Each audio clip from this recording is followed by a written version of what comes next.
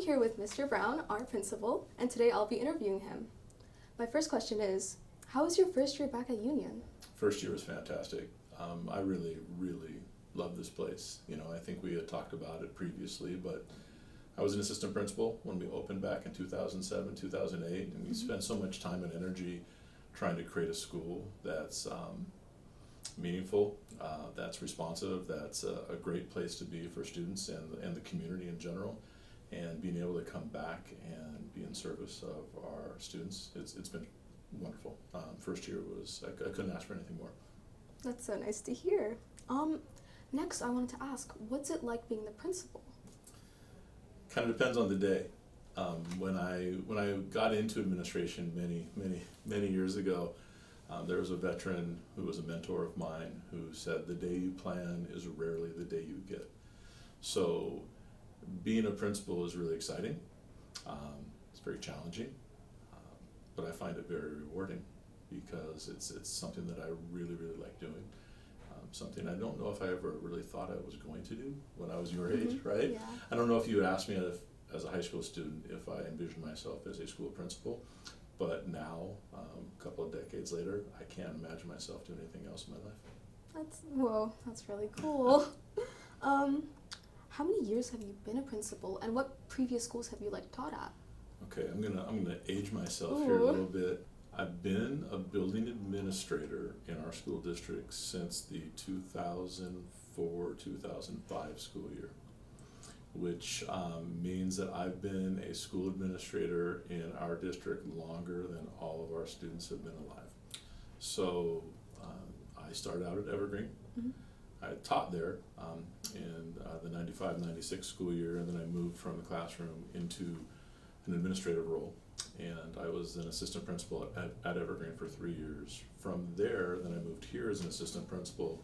And I was here for 4 years as an assistant principal. Then I moved to Heritage for 2 years.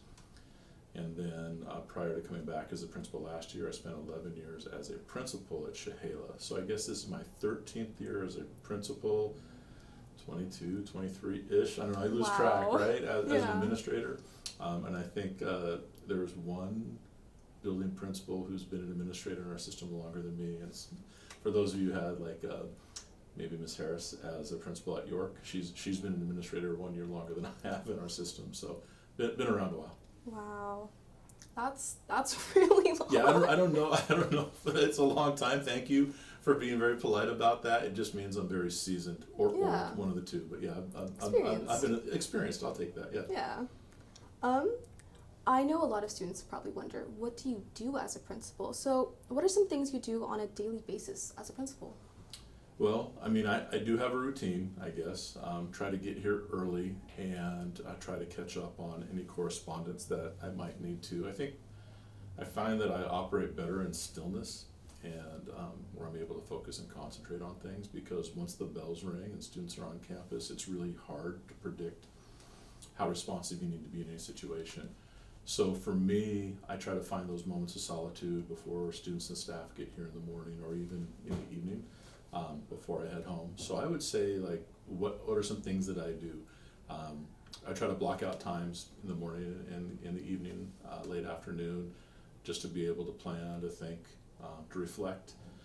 During the day, it kind of depends on what's on the schedule. It could be a situation where I have a series of meetings.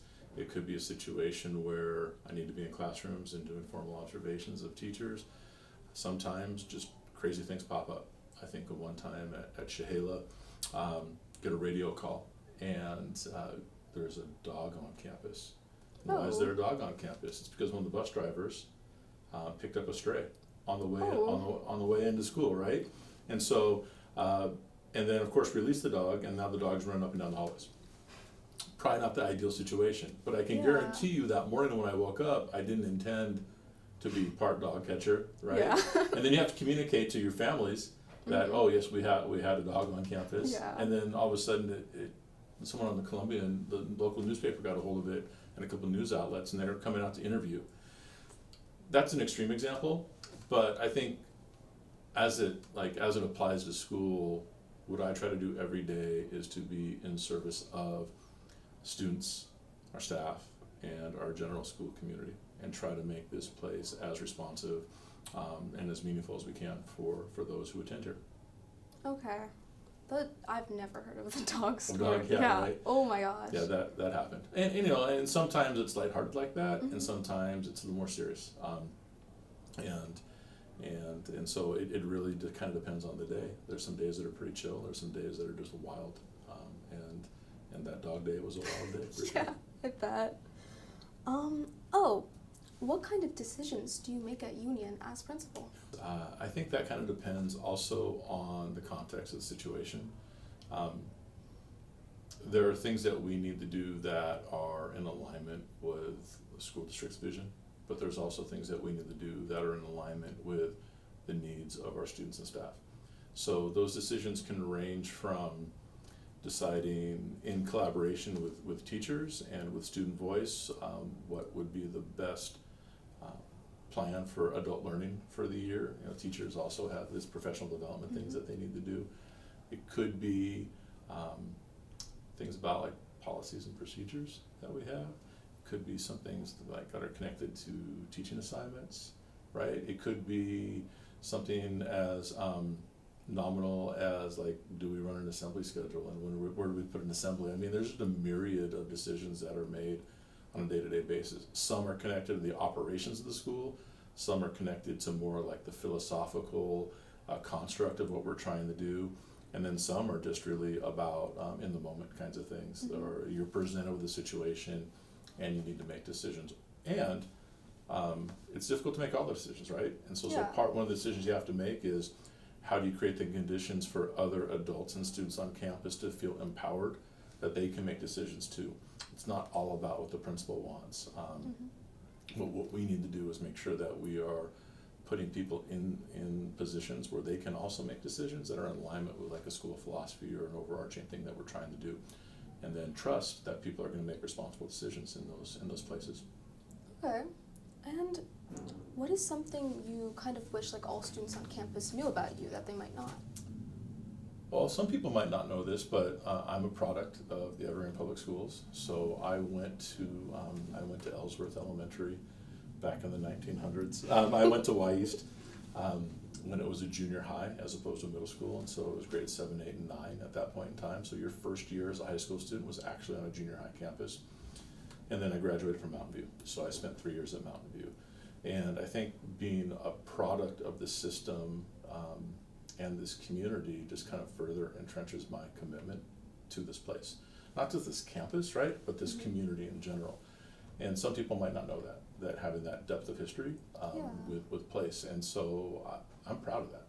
And I think it makes me a more responsive and maybe more in tune leader in service of our general school community and a larger East Vancouver or West Campus community that some people like to refer to as. All right. And I mean, now I have to ask, Union or Mountain View? Ooh, like about what? In general. What's better? What's better? Well, clearly as a principal of Union High School, I'd have to say that this campus is amazing. I think Mountain View High School is also incredible. But the Mountain View that I went to, and it's not necessarily about a campus, it's about the community that you connect with and the community you build while you're there. And so I have lifelong friendships of people that I met on that campus. I wouldn't have traded that for anything. I even have some former teachers that I'm still in contact with, and some that are actually teaching here. Wow. Yeah, it's cool. So in terms of a campus, like I think this is a beautiful place, and the Mountain View that I went to no longer exists because they tore it down and they modeled it. But again, it's more than just a physical structure. It's about the connections you make, and so I think it just depends on your angle of approach. Like I love both places. What Mountain View meant to me then, and what Union means to me now. Finally, what's something you wish all high schoolers took away from their high school experience? I would hope that this high school is kind of this on-ramp or conduit to adulthood for a lot of our students, and so I would hope that what you take away is that this is a place to grow. This is a place to find who you are and who you aspire to be, and that you feel supported in that growth. It's okay to make mistakes, and I don't want people to put a ton of pressure on themselves right now in this phase of their life. Got a lot ahead of you, right? And so I'm hopeful that folks can find meaning in high school, and these experiences that people are participating in now shape who you become.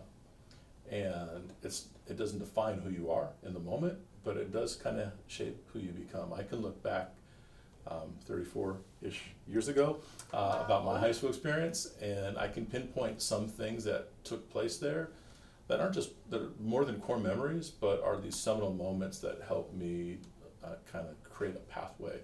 I might not have realized it in the moment, but upon reflection, it was definitely a very important part of my life. And so if there's something that people can take away, it's that it may seem mundane and kind of boring at times, but these experiences that you are having right now help shape who you're going to be in the future. Not define who you're going to be in the future, but help shape who you're going to be in the future.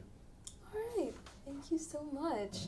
That concludes our interview portion Okay. of today. This is the trivia? Now it's time for the trivia. Okay. So we're gonna start off, I'm hoping, easy. Okay. Uh, Well, I aced it you last did- year. Okay, so For context, we did film last year, and then we proceeded to lose all the footage. So fair. this is round 2. Okay. So first, when was Union built? This campus. This campus, okay, thank you for the distinction, because Union was the original school in our area. So this campus was built, the construction concluded in 2007. So Union High School was ready to occupy in 2007, and as it was being built, it was called New East High School. Whoa. They hadn't come up with a name yet, but New East High School. And then it became Union. Okay, I think Union sounds a lot better. Yeah, there's a good story behind how the building got its name too, that a lot of people might not know about. Maybe that's something we can talk about in the future. Yeah. Next, can you name all previous principals of Union? All previous principals, certainly. Are you talking about the This- current this iteration campus. of Union? This Okay. campus. I probably can't go back to the 1910s, 1920s version, but there are composites in the hallway and the foyer to the auditorium that you can see some of the previous classes. So the original principal of Union High School was Brian Grimstead, and then Griffin Payton Yep. took over from Mr. Grimstead, and then it's me. Yay! Yeah, right. So Greg Brown is Awesome. the third principal. Nice. And those were both correct. Well, Nice. thank you. I appreciate that. Next, what were the OG school colors? Like the original ones? So for the original Union High School, Yes. oh, that would be green and gold, Yep. or green and yellow, because Union High School, they were the Union High School Plainsmen, and then Union High School eventually became Evergreen, and so they kept the nickname, and then they kept the school colors.